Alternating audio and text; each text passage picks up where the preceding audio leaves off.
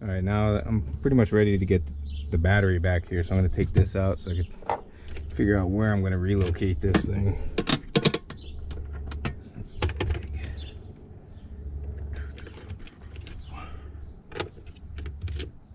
Watch, I don't have a 10.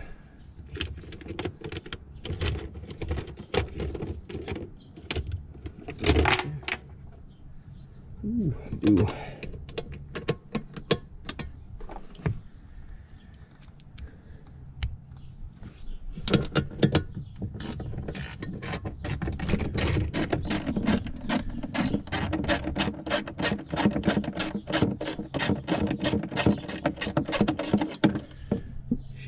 Hoping with these studs that this thing's gonna fucking fit back here. Find out real shortly if I gotta get a battery.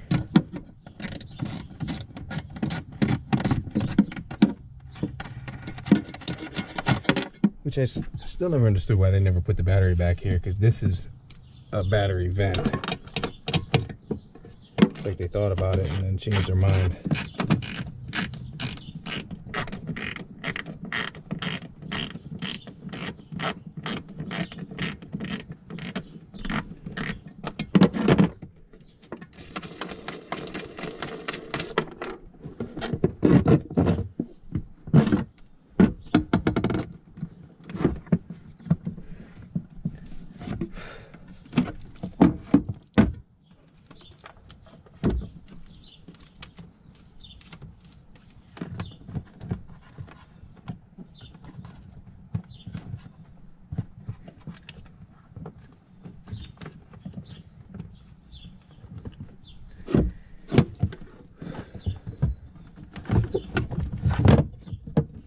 I'm not gonna mount this yet, but this is basically where it's gonna go, is right up in there, because there's nothing in there.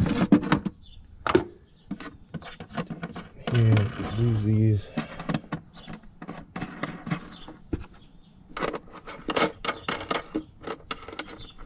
Get this battery wire.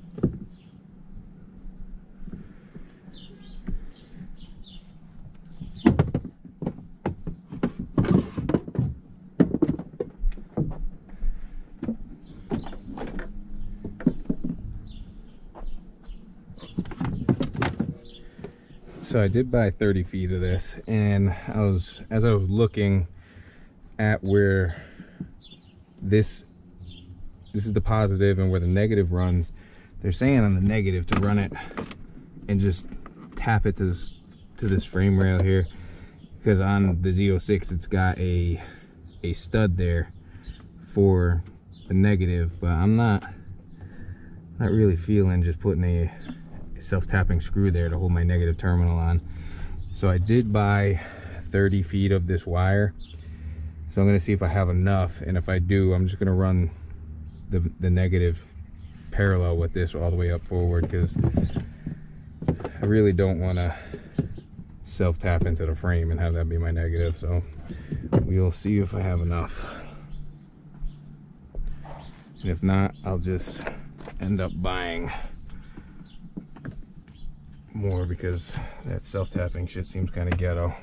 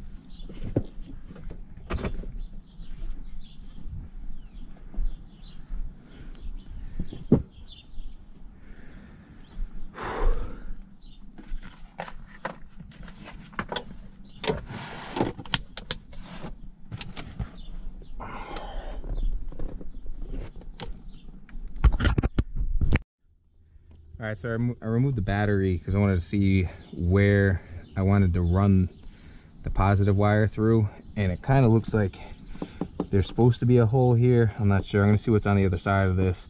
I might end up just drilling that out and running the positive through there, and then figure I'll probably run the negative right through the same exact spot. But I'll see. I'm taking out this battery box bottom right now just to see if there's more room and other options to run this power wire and negative. But for the most part, this seems pretty easy. Like, there's not anything crazy. And the big reason why I'm not going to finish this today is because I'm going to have to jack up the car, get to the starter, and get the main harness wire from the battery and figure out how I'm going to run all that. Because I also, with running this, I need to make sure I still have enough wire to do everything and run the second power, or the second negative cable. So we'll see how everything works out. But I think what I'm gonna attempt to do is possibly trim this and bolt it in down here and use the stock battery box just like this. So basically just cut that off and fit this in here. Trim the fit. Actually looks like it was supposed to fit that way, but we'll see what happens. I'm gonna cut the bottom off so it's more flat, and then probably drill holes to bolt it straight to the ground here, because I don't want the battery just flopping around chilling. So I'm gonna trim this to fit, because it looks like it'll almost be a perfect fit straight down.